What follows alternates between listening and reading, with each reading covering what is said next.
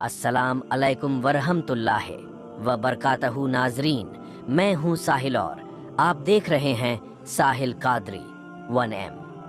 तो आज का हमारा ये वीडियो हर उस इंसान के लिए बहुत ही ज़्यादा ख़ास है जो शादीशुदा है, क्योंकि दोस्तों आज की इस वीडियो में हम आपको बताने वाले हैं कि एक शादीशुदा औरत गैर मर्द के पास कब और क्यों जाती है। यानी कि ऐसी कौन सी वजह होती है जिसकी वजह से एक शादीशुदा औरत गैर मर्द के पास जाने पर मजबूर हो जाती है। तो दोस्तों इस वीडियो में हम आपको एक मियाँ बीवी का एक सच्चा वाकया बताने वाले हैं, जो सुनने में तो आपको एक कहानी के जैसा लगेगा, मगर ये हकीकत है जिसको सुनकर आप लोग भी हैरान और परेशान हो जाओगे। इसीलिए दोस्तों अगर आप शादीशुदा है या नहीं भी है तो भी आपको ये वीडियो आखिर तक ज़रूर देखना चाहिए। ये वीडियो आपकी ज़िंदगी बदल सकता है।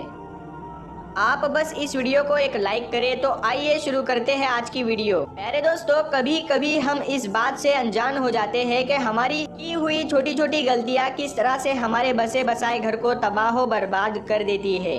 हम इस बात को भूल जाते हैं कि हमारे घर में जो कुछ गलत हो रहा है कहीं उसके जिम्मेदार हम खुद तो नहीं है।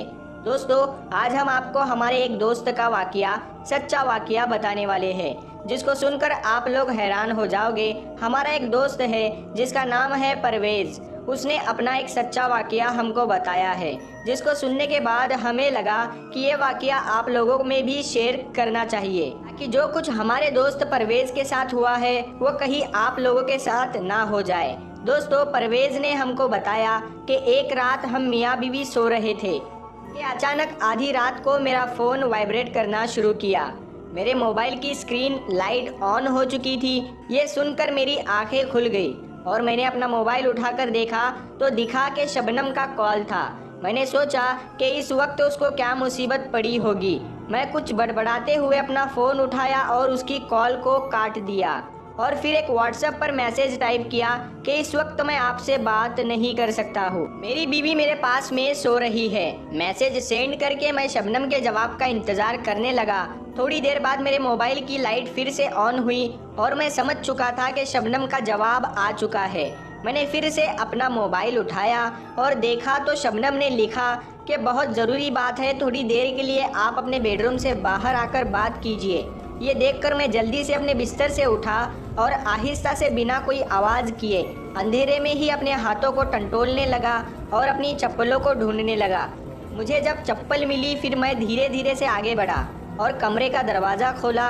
बाहर की लाइट चालू थी। दरवाज़ा खोलने से हमारे कमरे में हल्की सी रोशनी हुई तो मैंने पीछे मुड़कर देखा कि कहीं मेरी बीवी जाग तो नहीं गई। जब मैंने अपने बिस्तर पर अपनी नज़र डाली तो बिस्तर बिल्कुल खाली पड़ा था, यानी कि मेरी बीवी तो बिस्तर पर नहीं थी। ये देखकर मैं बहुत हैरान हुआ और सोचने लगा कि आखिर वो आधी रात को कहाँ चली गई। ये देखकर मेरे दिमाग में कई तरह के सवाल उठने लगे। मैं बहुत हैरान और परेशान हो गया और जल्दी से कमरे से बाहर निकलकर सीधा अपने किचन की तरफ गया। वहां जाकर देखा तो किचन की लाइट भी बंद थी। वॉशरूम की तरफ अपनी नज़र दौड़ाई तो वॉशरूम का दरवाज़ा भी खुला हुआ था। अगले 5 मिनट मैंने अपना पूरा घर छान मारा, मगर मुझे वो कहीं भी नज़र नहीं आई। मैंने सोचा कि उसको आवाज़ लगाऊं, मगर फिर मैं डर गया ताकि कहीं पास वाले कमरे में सो रही मेरी माँ उसकी आँख ना खुल जाए। मैं हैरान और परेशान था। घर में इधर उधर घूम रहा था और मुझे गुस्सा भी बहुत आ रहा था। इतने में मेरा फ़ोन फिर से वाइब्रेट करने लगा। बड़ी ही बेदिली से मैंने शबनम का कॉल कट किया और इधर उधर बीवी को देखने लगा। मेरे दिल में कई तरह के सवाल घूमने लगे थे। मेरी माँ की कुछ दिन पहले कही हुई बातें भी मेरे कानों में गूंजने लगी थी। मेरी माँ ने मुझसे कहा था कि बेटा परवेज़, आजकल तेरी बीवी के चाल चलन मुझे ठीक नहीं लग रहे हैं। वो घंटों अपने कमरे का दरवाज़ा बंद करके पता नहीं किससे फ़ोन पर लगी रहती है। अभी कुछ दिन पहले ही मेरी माँ ने मुझसे शक का इजहार किया था, लेकिन मैंने उस वक्त इस बात पर ज़्यादा गौर नहीं किया था। मैं मेरी माँ की बातें सोच ही रहा था कि इतने में मेरे दिमाग में एक ख्याल आया कि कहीं वो घर के छत पर तो नहीं ना चली गई हो। मैंने अपने दिमाग में सवालों का अंबार लिए घर की सीढ़ियों पर चढ़ने लगा।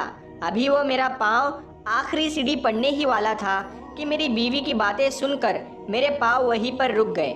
मेरी बीवी किसी और मर्द के साथ फ़ोन पर बात कर रही थी और उसको ये बता रही थी कि मैं उसकी बीवी तो बन गई, मगर उसकी मुझ में बिल्कुल भी दिलचस्पी नहीं है। हमारे दरमियान जोर जबरदस्ती का रिश्ता चल रहा है। जब पहली बार मैंने उनके फ़ोन में किसी शबनम नाम की लड़की के गंदे मैसेज पढ़े तो मैं उनको पढ़कर बहुत रोई थी। मेरा दिल किया कि मैं उनसे इस बारे में बात करूं, मगर फिर मैं डर गई कि कहीं बात आगे ना बढ़ जाए और कहीं वो गुस्से में आकर मुझको तलाक ना दे दे। जब मैं सो जाती हूँ तो वो घंटों फ़ोन पर किसी और लड़की से बातें करते रहते हैं। मैं अपने आप को अंदर से कोसती रहती हूँ, मगर मैं इस बात को कितने दिनों तक बर्दाश्त करती। मैं भी तो इंसान हूँ, मुझे भी तो कोई चाहिए जो मेरा अपना लगे, जिससे मैं अपने दिल की बातें कर सकूं, जो मेरे दिल की बातों को सुन सके। मगर जब से तुम मेरी जिंदगी में आए हो तो मुझे ऐसा लगने लगा है जैसा कि इस दुनिया में कोई है जो अपना है, जो मेरी परवाह करता है। मैं जब भी परेशान होती हूँ तो तुम्हें याद करती हूँ, तुमसे बात करके दिल का बोझ हल्का हो जाता है।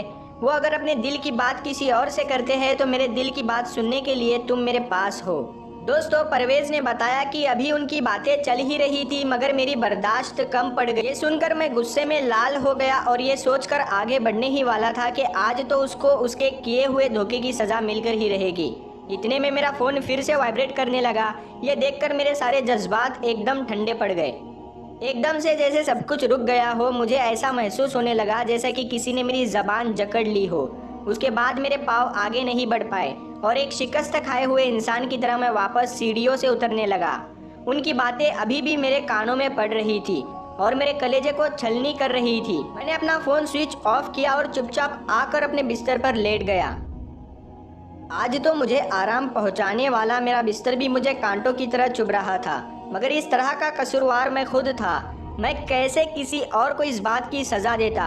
इस बात का अगर कोई कसूरवार था तो वो मैं खुद था। ये कहते कहते परवेज फूट फूट कर रोने लगा। दोस्तों, सुनने में तो आपको ये वाकया ये कहानी के जैसा लगा होगा, मगर आज यही हकीकत है। आज इस दुनिया में बहुत से मर्द ऐसे हैं अपनी बीवियां होने के बावजूद भी गैर औरतों में दिलचस्पी रखते हैं, गैर औरतों के चक्रों में रहते हैं और यही बात किसी भी बीवी को पसंद नहीं होती, जिसकी वजह से अक्सर मियाँ बीवी में दूरियां बन जाती है और फिर बीवी को गलत कदम उठाने पर मजबूर कर दिया जाता है। तो प्यारे दोस्तों, अगर आप चाहते हो कि आपकी बीवी आपके लिए हमेशा वफादार बन के रहे तो पहले आप अपने आप को देखिए। कहीं आप खुद तो कुछ गलत नहीं कर रहे हो, कहीं आप तो किसी और लड़की के चक्कर में नहीं हो। अगर आप ऐसा कर रहे हो तो आप पहले ही अपने आप को बदल दीजिए। आप अपनी बीवी को वक्त दीजिए, अपनी बीवी से मोहब्बत कीजिए। आपकी बीवी सिर्फ आपकी ही होकर रहेगी। अगर आप गलत हो, आप गलत काम कर रहे हो तो फिर आपकी बीवी भी गलत काम करेगी। यही इस कुदरत की हकीकत है। इस वीडियो को ज़्यादा से ज़्यादा शेयर कीजिए। तमाम हजरात से गुजारिश है कि अगर आपको हमारी वीडियो अच्छी लगी हो तो इस वीडियो को लाइक करें और दूसरों को शेयर करें और हमारे YouTube चैनल को सब्सक्राइब ज़रूर करें।